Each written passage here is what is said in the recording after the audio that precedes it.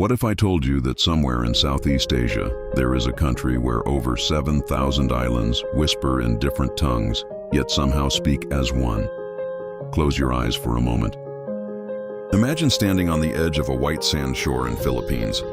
The sun is rising, the waves are gentle. A fisherman nearby hums a song in a language you've never heard before. It sounds soft, like poetry carried by the wind. You don't understand the words, but somehow you feel them. That is the magic of the Philippines. The Philippines is not just one story, it is thousands. More than 180 languages are spoken across its islands. Each province, each mountain village, each coastal town carries its own melody of speech. The official national language is Filipino, based largely on Tagalog. English flows easily too, a legacy of history. But beneath those two lies a treasure chest of voices: Cebuano, Ilocano, Hiligaynon, Waray, Kapampangan, and many more. In Manila, you might hear, "Kamusta ka? How are you?" In Cebu City, someone greets you with, "Kumusta man ka?" In Davao City, the tone changes slightly again. Warmer, deeper, different words, different rhythm, but the same heart. Language in the Philippines is not just a tool for communication, it is identity. It carries ancestry, struggle, laughter, and love. Before colonizers ever set foot on its shores, the islands were already alive with culture and trade. Ancient Filipinos used a writing system called baybayin, curved characters carved into bamboo and palm leaves. Then history arrived in waves. Spain came in the 1500s, bringing Catholicism and Spanish words that still echo in daily speech. Mesa, table, silla, chair, bintana, window. Churches rose in towns across Vigan and Iloilo City, their bells ringing across centuries. America followed, introducing English and a new education system. Japan came briefly during World War II, leaving scars but also stories of resilience. And through it all, the Filipino language adapted, absorbing, transforming, surviving. It is a language shaped by storms and sunlight. Some Filipino words cannot be translated directly into English. Gigil, the overwhelming urge to squeeze something cute. Kilig, the fluttering thrill of romantic excitement. Bayanihan, the spirit of communal unity and cooperation. These words are not just vocabulary, they are emotions. They reveal what Filipinos value: community, affection, shared joy. In rural provinces, you might witness Bayanihan in its purest form. Neighbors lifting an entire nipa hut together, carrying it on their shoulders to a new location. No contracts, no payment, just unity. Language makes these values visible. But the beauty of the Philippines is not only heard, it is seen. Stand before the rice terraces of Banaue Rice Terraces. Carved into mountains over 2,000 years ago, they look like giant stairways to the sky. The Ifugao people built them by hand, guided by knowledge passed down through generations, in their own language. Walk the cobblestone streets of Vigan, where Spanish-era houses stand proud and silent. Listen carefully, and you'll hear Ilocano being spoken in the market, fast and strong like northern winds. Dive into the turquoise waters of El Nido, where limestone cliffs guard secrets of the sea. Fishermen shout to one another in Cuyonon or Tagalog, their voices echoing over the waves. Visit Mayon Volcano, perfectly shaped like a cone drawn by a child with divine precision. The Bicolano language dances around it, rich and rhythmic.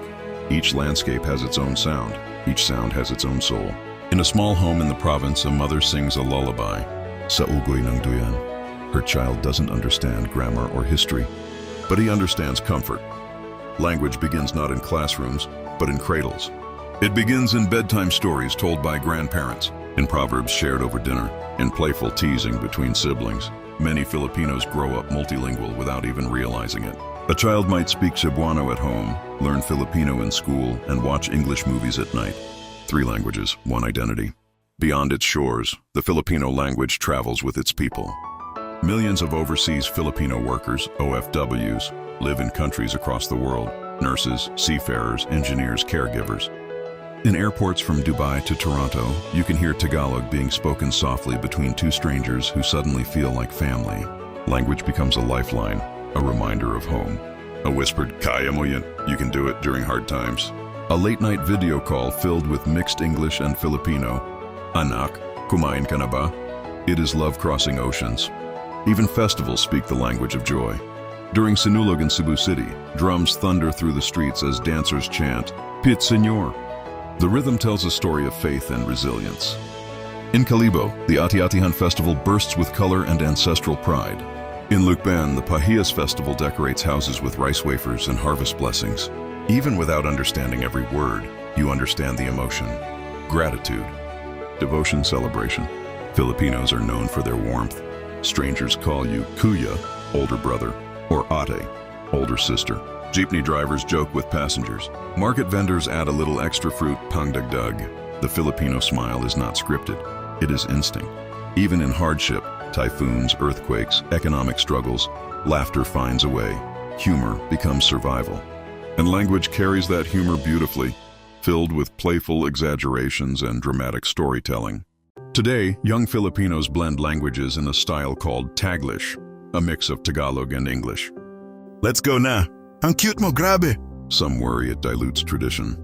Others believe it proves evolution, because language, like the islands, shifts with the tides. Digital creators, vloggers, and storytellers share Filipino culture online. Songs mix English verses with Filipino choruses. Films portray modern Manila life while honoring provincial roots. The language is alive. It breathes. It grows. So what makes the Philippines truly beautiful? Is it the beaches of Palawan? The terraces of Banaue? The perfect symmetry of Mayon? Yes. But more than that, it is the way its people speak. Soft but strong, playful but profound, simple but soulful. The Philippines teaches us something powerful. You don't need one language to be united. You don't need one island to be whole. Diversity is not division, it is harmony. If you ever visit the Philippines, listen carefully. Not just to the waves, not just to the jeepneys and church bells.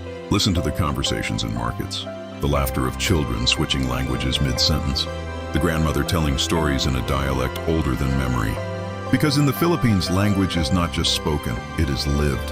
And perhaps when you hear someone say, Mabuhay, you'll understand it means more than just welcome. It means long live our stories, long live our voices, long live the islands that speak as one. But the story of Philippine language and beauty does not end in festivals or landscapes. It continues in the quiet moments. On a small boat off the coast of Siargao, a father teaches his daughter how to read the waves. He doesn't use textbooks. He says, Anak, listen to the sea. In Surigaonon, he names the winds. In Filipino, he explains the tides. In English, he describes the weather report he heard on the radio. 3 languages flowing together like currents. The Philippines is surrounded by water, and perhaps that is why its language flows so freely, adapting, bending, but never breaking. The ocean does not apologize for having many waves. Why should a nation apologize for having many voices? High in the Cordilleras near the Banaue Rice Terraces, elders gather around a fire. They speak in Ifugao, telling legends of gods who shape the mountains and spirits who guard the harvest. These stories are not found in modern textbooks. They live in memory, passed from mouth to ear, from heart to heart. Every time an elder shares a tale, the language survives another generation. And in that survival, there is quiet heroism. In the busy streets of Manila, jeepneys roar, vendors shout prices, students laugh outside universities. Magkano po? Bayad po. Wait lang. It is noisy, it is chaotic, but it is alive. Graffiti on walls mixes English slogans with Filipino slang. Street poets perform spoken word in Tagalog layered with sharp English metaphors. Call center agents switch accents in seconds, serving clients abroad while dreaming in their mother tongue. Here, language becomes ambition. It becomes survival. It becomes hope. Imagine a young man in the 1940s writing a love letter in careful Filipino script. Decades later, his grandson types, I miss you, mixed with emojis and Taglish on a smartphone. Different eras, different styles, but the same emotion. Kilig still feels like butterflies. Pangako still means promise. Pag-ibig still means love. Language evolves, but feelings remain constant. And that constancy is beautiful. The Philippines faces typhoons every year. Storms with names that leave marks on memory. Yet after the winds die down, you will hear something remarkable. Neighbors calling out to each other. Ayos ka lang? Nandito kami. Are you okay? We're here. In those moments, language becomes shelter. Words rebuild what storms try to destroy. It is in these times that bayanihan is no longer just a vocabulary word. It becomes action. People gather, rebuild homes, share food, offer prayers in churches from Tacloban to small coastal barangays. Resilience has a sound, and it sounds like community. Today, Filipino youth create music blending rap and traditional rhythms. They write novels in regional dialects, They revive Baybayin tattoos as symbols of identity. In schools from Baguio to Zamboanga City, students proudly perform speeches in their mother tongues during cultural celebrations. They are not forgetting, they are remembering differently. They are proving that tradition and modernity can stand side by side, like islands connected by bridges. If the Philippines were a song, it would not be a solo, it would be a choir. High voices from Luzon, warm harmonies from Visayas, deep rhythms from Mindanao, different pitches, one melody. And maybe that is the greatest beauty of all. Not just the beaches of El Nido, not just the perfect shape of Mayon Volcano, but the way millions of people, speaking hundreds of languages, still understand each other through shared history and shared heart. So the next time someone asks you what makes the Philippines beautiful, do not answer too quickly. Tell them about the grandmother whispering prayers in Ilocano. Tell them about the child in Cebu laughing in Bisaya. Tell them about the overseas worker in a distant land saying Mahal Kita into a phone screen glowing at midnight. Tell them that beauty is not always what you see. Sometimes it is what you hear. Sometimes it is what you feel, even when you don't understand the words. Because in the Philippines, language is more than speech. It is memory, it is music, it is survival, it is love. And as long as its people continue to speak, in any dialect, in any accent, in any mixture of words, the islands will never fall silent. And still, the story is not finished. Because the Philippines does not simply speak in the present, it remembers. In a quiet village near Taal Lake, an old man sits beneath a mango tree. His voice is fragile, but when he speaks in Batangueño Tagalog, the words carry the weight of generations. He tells stories of his grandfather who fought for freedom. He recites proverbs older than the Republic itself. He speaks of honor, of land, of dignity. Ang hindi marunong lumingon sa pinanggalingan, hindi makararating sa paroroonan. A person who does not look back to where they came from will never reach their destination. Language is memory. Without it, history fades. With it, ancestors live on. Walk into a public market in Davao City early in the morning. Fish vendors call out in Cebuano. In churches across Quiapo, candles flicker as prayers rise in Filipino. In mosques in Marawi, Arabic verses blend with local dialects. In small chapels in remote barangays, grandmothers pray the rosary in Bicolano or Waray. Different faith expressions, different tongues, one longing for hope. Language becomes devotion. It becomes surrender. It becomes strength. At an airport in Pasay, announcements echo in English and Filipino. A mother hugs her son leaving for work abroad. Mag-iingat ka. Take care. Her voice trembles. Language here becomes sacrifice. Millions of Filipinos leave home not because they want to, but because they must. Yet no matter how far they travel, their accent remains a fingerprint of origin. In foreign lands, one familiar Filipino phrase overheard in a supermarket can bring tears. Because language is home you can carry. In classrooms across the islands, children are taught in their mother tongues before transitioning to Filipino and English. They raise their hands proudly, answering in Ilocano, Kapampangan, or Hiligaynon. They are learning something powerful. Your language matters. Your voice matters. Your story matters.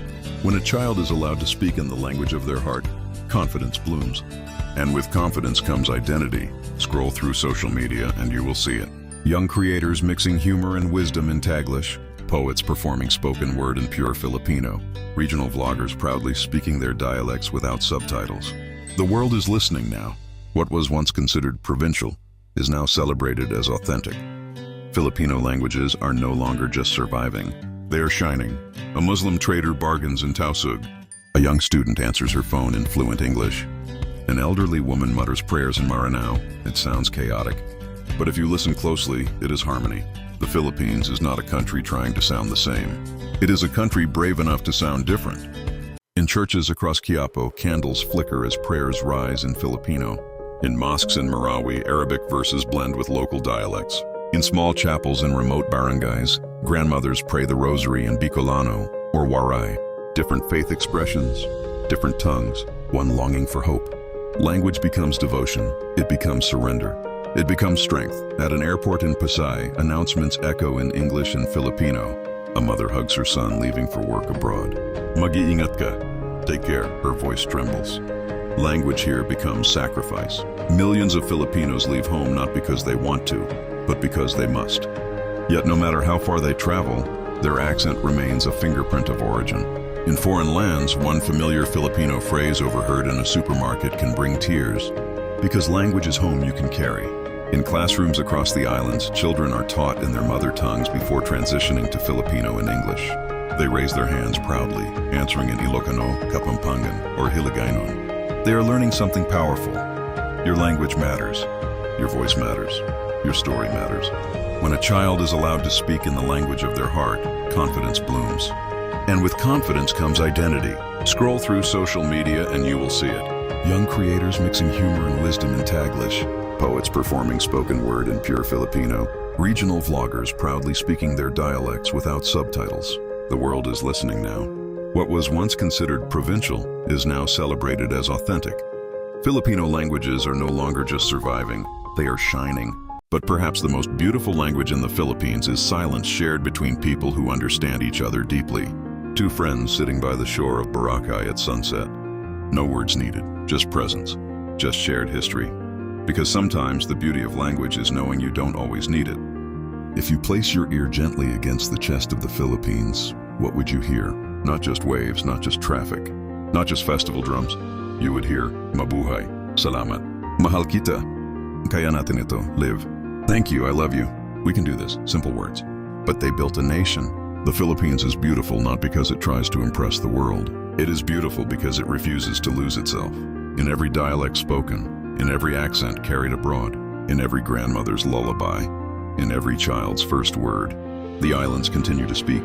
And as long as there is someone left to say kamusta with sincerity, as long as there is someone left to whisper mahal kita with truth, as long as there is someone left to shout Pilipinas with pride, the beauty of the Philippines will never fade. It will echo across mountains, across oceans, across generations. And maybe one day, when you hear a Filipino voice in a crowded world, you will pause. Because even if you do not understand the language, you will understand the heart. Mabuhay ang Pilipinas.